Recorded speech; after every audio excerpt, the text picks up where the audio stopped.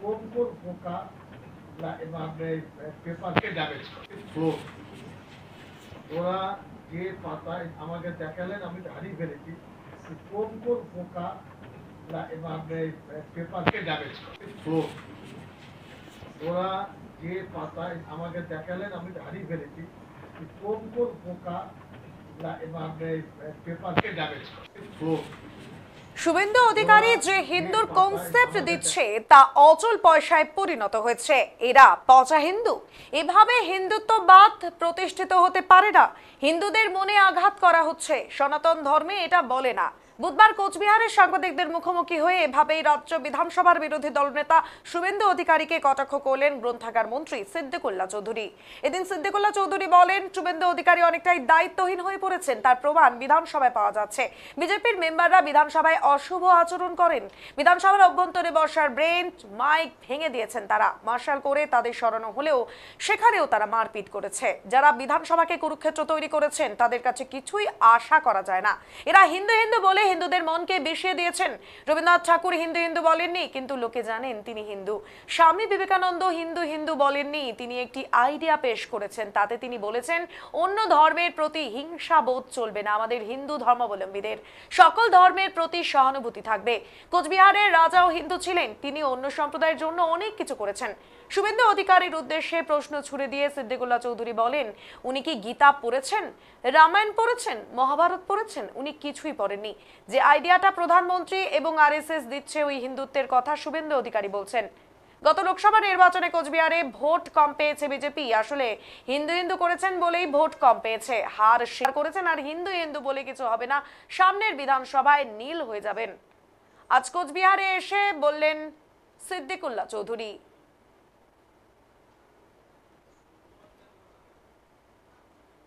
আমি মনে করছি বা আমার বাস্তব অভিজ্ঞতায় শুভেন্দু অধিকারী অনেকটা দায়িত্বহীন হয়ে পড়ছে। তার প্রমাণ আমরা বিধানসভায় পাচ্ছি।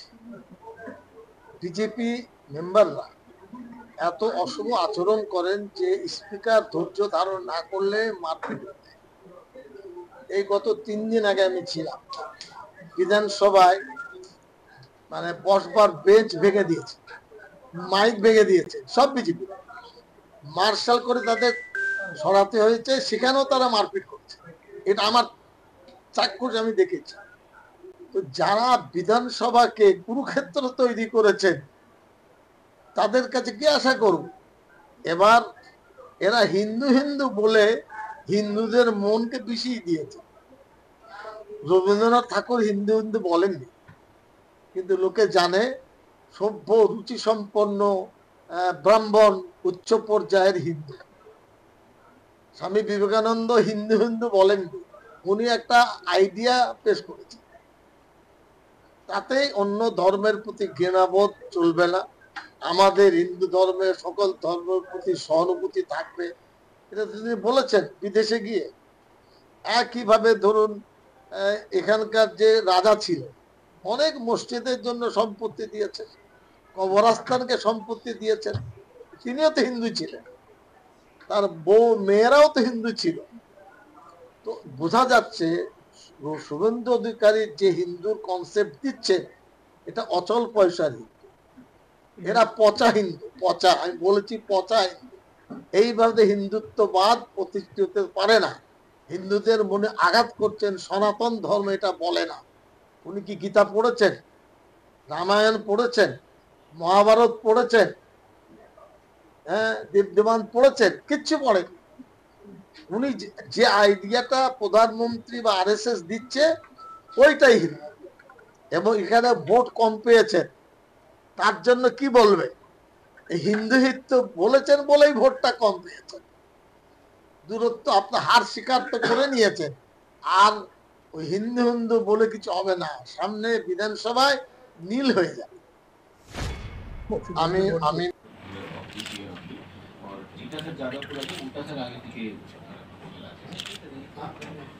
আমি একটা বিষয় আপনাদের শেয়ার করছি।